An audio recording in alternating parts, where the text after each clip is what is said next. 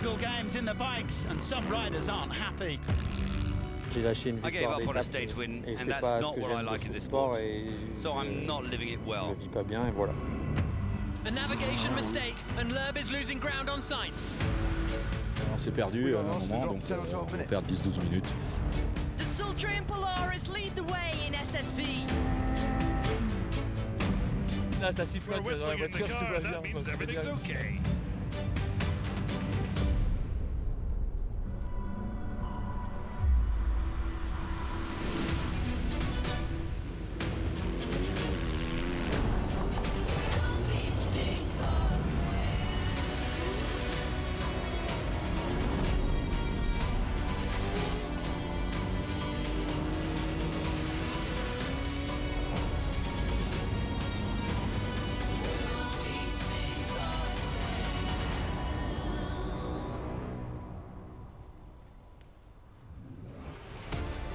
After a shorter day yesterday, we are back to a special of over 400 kilometres between Jael and Alula, where the rally began on January the 5th. Seems like a long time ago now. Over half of the day's action will be on the sand, but there are also dirt tracks and stony sections to contend with.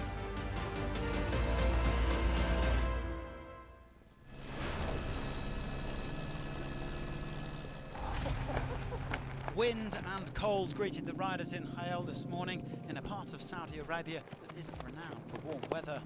The navigation was set to be tough at the start, especially in these blustery conditions.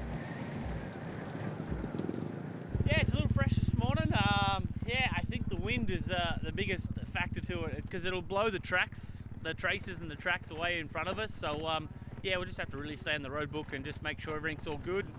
Adrian van Beveren deliberately stopped for a few minutes yesterday to get a better starting position, but no dice. He would be third off the line today. It was more bitterness than disappointment yesterday, but I'm happy with my riding. I feel great on the bike and I've got the speed. Now it just needs to bear fruit. Before we get to our top Rally GP guys, let's check in with some of the hardcore riders competing in Original by Motul, the assistance free class, also known as Malimoto. Albert Marti is currently third overall, having already completed Original by Motul in 2022. The Spaniard is 37th overall among all bikers.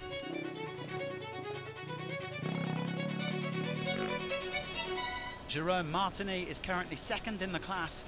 The Belgian has already completed the last two Dakars, but decided to spice things up this year by entering Original by Motul. A professional firefighter back home, Jerome has so far avoided getting burned on this edition because he knows how to measure risk. He's in 27th overall.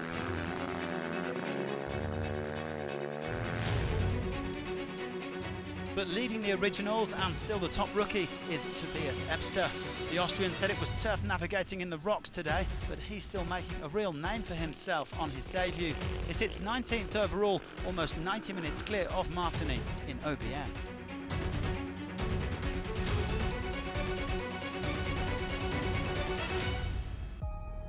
Here's a man with previous in Original by Motul, Milan Engel, runner-up in 2022. He is now back with the Orion MRG team and currently sits 23rd overall. Milan is a Dakar legend, now in his 10th edition, and he's always keen to help out fellow Czech riders who are discovering the Dakar, especially his rookie teammates Prokes, Tabin and Derdai. His team leader Martin Mitchek is fighting for another top 10 finish after 2021. The Czech hasn't had the best of luck at this rally. His hand is still painful following a crash, and last night he had a bit of fever. That made for a tough day in the saddle today, and he finished 18th, but he remains in 10th overall.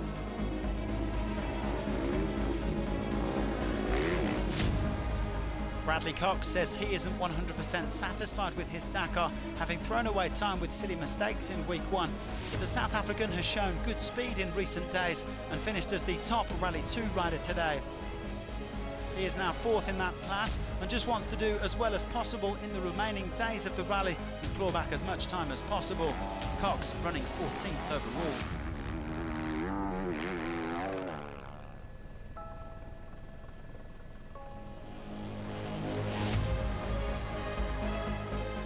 Kevin Benavides assured us yesterday that he enjoys opening the piste but he and his brother Luciano ran into trouble after just 45 kilometres. They would drop around 6 minutes due to this navigation error, and that allowed Adrian van Beveren to take over at the front. You sense that this Dakar may just be getting away from the Benavides brothers, the reigning Dakar and world champion. Kevin is 28 minutes down, and Luciano 49.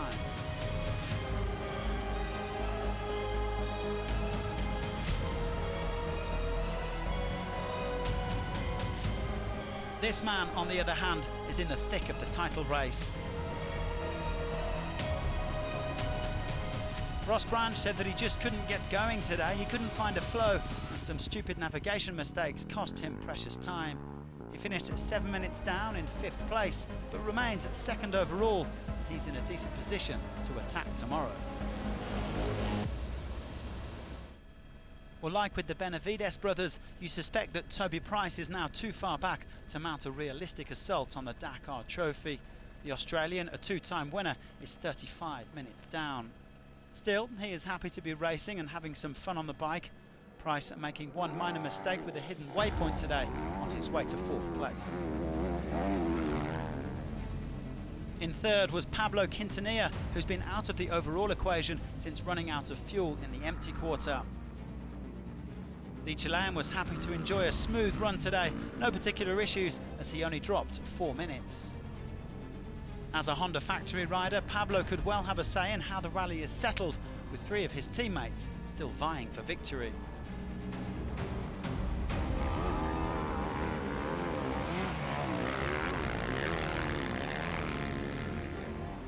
The current frontrunner is Ricky Brabeck, who decided to make a big push today despite some tricky dunes and losing his rear brakes before refuelling. The American was hoping to increase his overall lead and succeeded. It's gone from 42 seconds to over 7 minutes. Ricky reckons that with another good day tomorrow, he could well be out of sight, but this year's battle is rather more intense than when he won in 2020. 2020 was definitely strong, but I made the gap early on, and now this has definitely been the most stressful race of my life because it's so close and it's a Dakar. But yeah, anyways, with a few more days to go, let's keep the hopes up and let's keep charging. As well as Branch, Brabeck will be keeping a close eye on his teammate Van Beveren, who put in a stellar performance today. After zooming past Kevin and Luciano early, the Frenchman opened for almost 400 kilometres, but he still managed to win the stage, partly thanks to 5 minutes and 36 seconds of bonus time. Chapeau though, what an effort this was from VBA. He's now up to 3rd overall, 11.5 minutes behind Brabeck. Today was a good day. I'm really happy with myself for opening for over 400k. It was super long, and at the end the navigation felt never-ending with the invisible tracks. I'm really happy. Je suis content. A Honda 1-2-3 on the day. Nacho Cornejo made a big navigation mistake and lost 10 minutes, so he slips below Van Beveren in the overall standings. It's hard to imagine anybody currently outside the top 4 winning this Dakar, but you never know. Brabeck is obviously the man to beat with 7 minutes and 9 seconds in hand.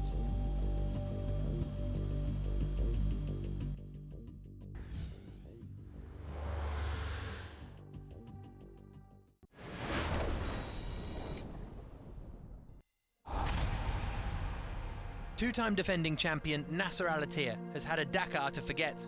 On the hunt for his 6th title, he broke down yesterday and then made it just 1 kilometre into today's stage when his power steering failed. I'm really disappointed. I get every day a problem and it's very hard for my heart. If I am not Nasser Al-Attiyah, okay, I will accept. But, you know, he's one of the best driver in Dakar, and I get, you know, for this Dakar, but we'll see. You know, I decide, you know, just coming to say thank you, and I leave home tonight. I will take my decision now for next my life. As for the Audi drivers, Ekstrom would be the first on the road. Peter Hansel 2nd and Carlos Sainz 4th. Sainz leads the way at the head of the rally by 25 minutes, and the team had a plan to try and keep it that way. Es una etapa que vamos a tratar, It's a stage where we will be at the front, so we have to focus on managing good navigation. That's the most important thing, and it looks like it's going to be a lot more complicated in the second part of the special. Stefan Petter-Hansel and Matthias Ekström knew their orders. On va pas se garer à deux We voitures aren't going to park two derrière cars Carlos. behind Carlos. Donc aujourd'hui, So c'est today we're going to stop because we're the ones starting closest to him. Le plus proche All we de have lui, to on a do qu'à is wait attendre 6 minutes 6 for him minutes to pour pass. qu'il We will passe. let him Donc go on va- through and on try va to laisser stay passer, behind puis on va him essayer de in rester case he needs derrière a lui hand. si des fois il a besoin d'un coup de main. It was a decision from the team that I should drive as fast as I can and try and make a good line so that he has something to follow. So Petter-Hansel headed out onto stage 9, second behind Ekström.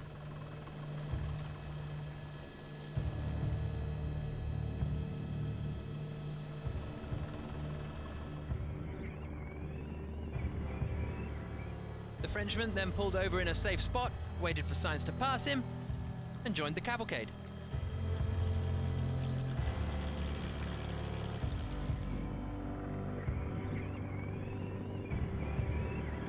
That meant Sainz was now ahead on the road, with only the tracks of Ekström to follow.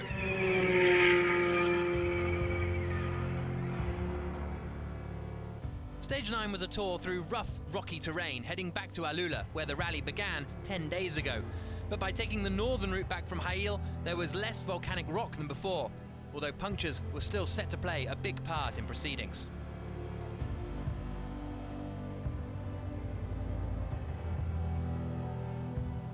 Ekström, meanwhile, was opening the road up for his teammates. The man they were all trying to mitigate against was Sebastian Loeb.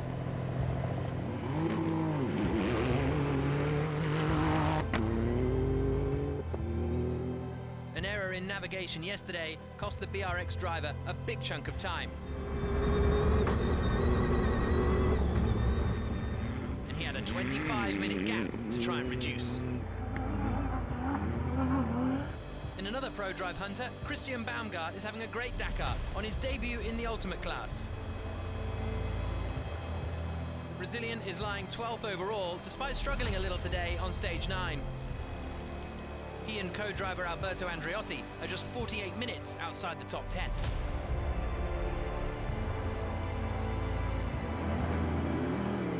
Overall is Christian Lavier in his MD Rally Sport Optimus. 13th on the 48-hour chrono is his best stage result of the Dakar so far, and after finishing 11th in 2 of the last 3 years, hopes of a top 10 finish this year are slim, with over an hour to try and make up. Being first on the road was tricky for Ekström. He did his job, helped Sainz to a strong result, but the Swede finished the stage 9th after picking up 2 punctures and having to back off in the final kilometres.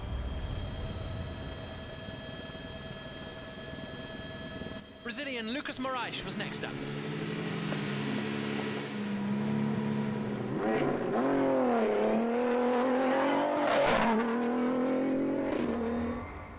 He was flying in his Toyota Gazoo Hilux and looked set to finish 3rd with 80 kilometres to go. But he and Armand Monleon got lost for 6 minutes, meaning he ended up 8th instead. He still lies 3rd overall, 30 minutes ahead of Guillaume de Mévius. Once Petter-Hansel let Sainz through, he simply followed him to the end of the stage. He was 6 minutes behind the Spaniard at the end of stage 9, the exact amount of time he lost waiting for him.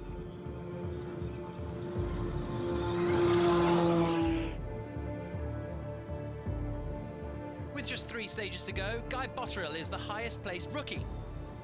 He was running 2nd on the opening stage until a rear damper failed with 8 kilometres left, ending up that stage in 7th. But a 5th today was the 37-year-old South African's best stage result on the Dakar so far. And the Toyota Gazoo racing man is up to 9th overall.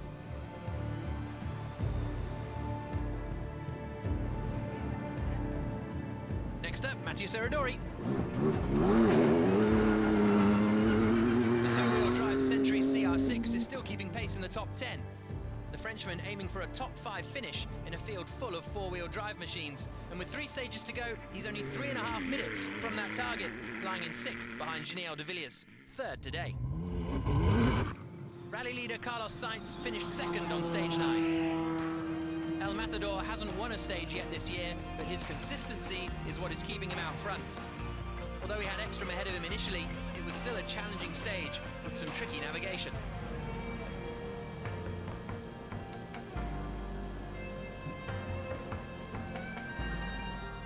But for the fourth time this rally, the stage win went to Sebastian Loeb.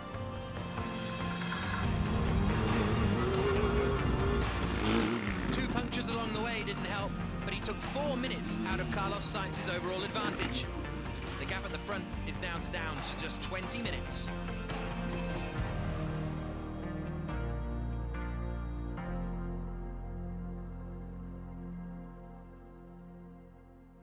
It's not about looking at what Carlos is doing. We just want to do our best and see where we stand at the end. A fourth stage win for Sebastian Loeb with a delighted Serradori in third, ahead of strong drives from Demevius and Botterill and Denis Krotov. But it's Carlos Sainz still leading the rally.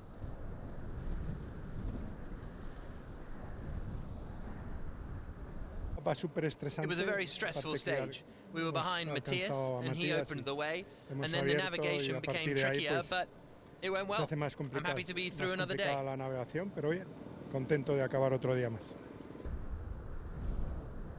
So Benedictas Vanagas is in the top 10 still. Just 32 minutes separate 4th to 8th, and Loeb has reduced Sainz's lead to 20 minutes with 3 stages to go.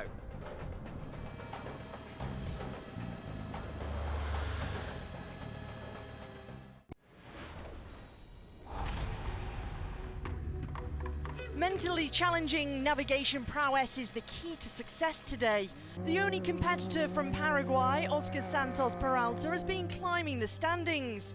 He counts on the experience and knowledge from his Brazilian co-driver, Lourival Roldan, who won the inaugural SSV category in 2017. Stage 9 has felt like a turning point, an excellent 12th on the stage. Jeffrey Otten and his co-driver Olaf Harmansen are the only duo remaining in the rally from Gaia Motorsports. Their performance is improving day by day as the duo continue to learn together.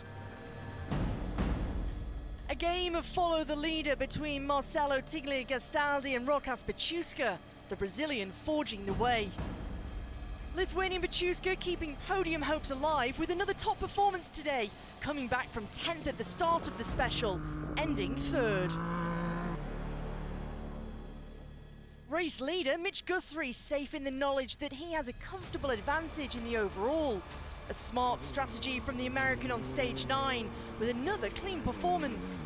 Attempting to minimise risk of punctures and mechanicals, he's got time in hand, but only 28 minutes.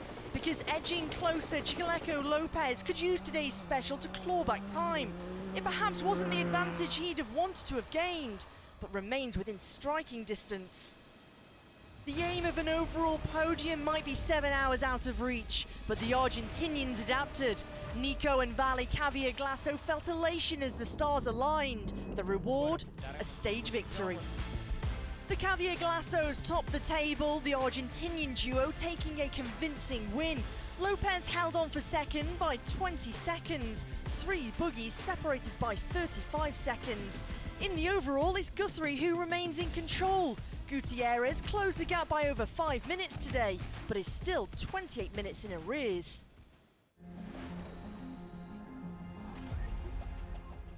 A surgeon back in Japan, Shinsuke Umeda hasn't been able to slice through to the heart of the SSV title fight. Second to Rokas Baciuska in the T4 finale of the W2RC, Umeda hasn't been able to make the same impact. Despite legend Maurizio Dominelli at his side, the pair haven't threatened a first stage win. Much like the title-pushing South Racing pairing of João Ferreira and Felipe Palmeiro. The Portuguese charge back up the standings stopped in its tracks between the first 2 waypoints. First out on the road, the first to break down. In the end, Ferreira coming home in 20th, more than an hour lost. Not just the 24-year-old's dreams, Can-Am dealt a huge blow to maintain their dominance over the category. Better for stablemate Sarah Price, although a bittersweet day. Going strongly ahead of Xavier Desoutre before slipping up past the 300-kilometre mark. Safely on the overall podium, which would be an incredible first attempt, but shipping 15 minutes mean an insane debut success. starts to look remote. Having spent yesterday with his car briefly on its hood, this was a better day for Jérôme Desadler.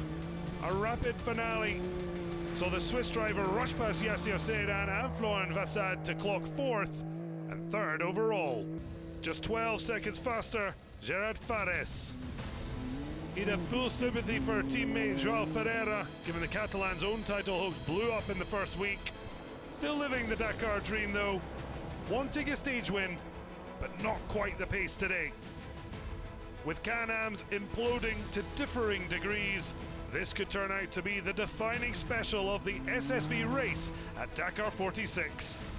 Ex-biker de Sautrey has completed 24% of the world's toughest race.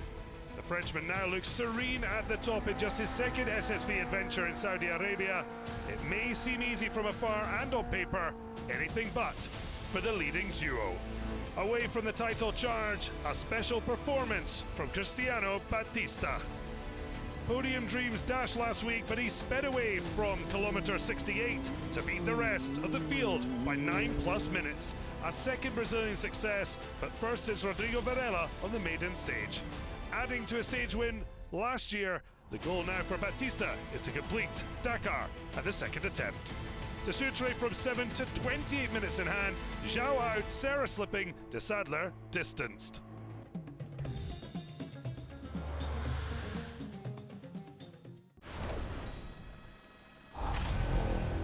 Teammates Janus van Kasteren and Michiel Becks going shoulder to shoulder in the trucks today, and it was another rock-solid outing. Although it started out in the soft sand, where Ben de Groot had some trouble climbing this dune. His brother William was forced to retire due to a bacterial infection in his hand, undergoing surgery yesterday. Aleš Lowprice had one word to describe today: tough. The Praha crew battled through to finish 3rd, only dropping 4.5 minutes as they looked for one tricky waypoint. Martin Matchik also described this stage as extremely hard, but when you lead by almost 2 hours overall, you can afford to ease off in places. Not in the early dunes though. The Czech driver explained that you have to get it just right to get over the big ones, as we saw a little earlier with de Groot. Matchik led the way through 150k of rocks at the end and was happy enough with P2 on the day.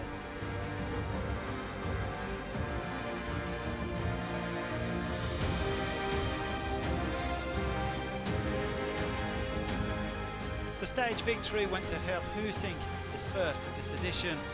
The Dutchman overtook Van den Brink Jr. early on when he had an issue with his turbo speed sensor. He then followed Matchik to the finish to win by 1.5 minutes. Huysink said it was so hard to steer that by the end he had sore arms, but what a setting in which to take victory.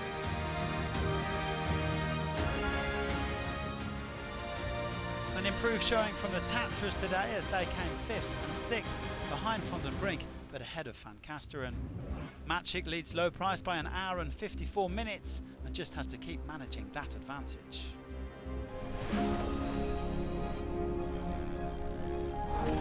Tomorrow, a 371-kilometre loop around Alula. It could be a huge day, because after it, only 645 kilometres will remain. Tomorrow, it's the 10th stage of the 2024 Dakar Rally.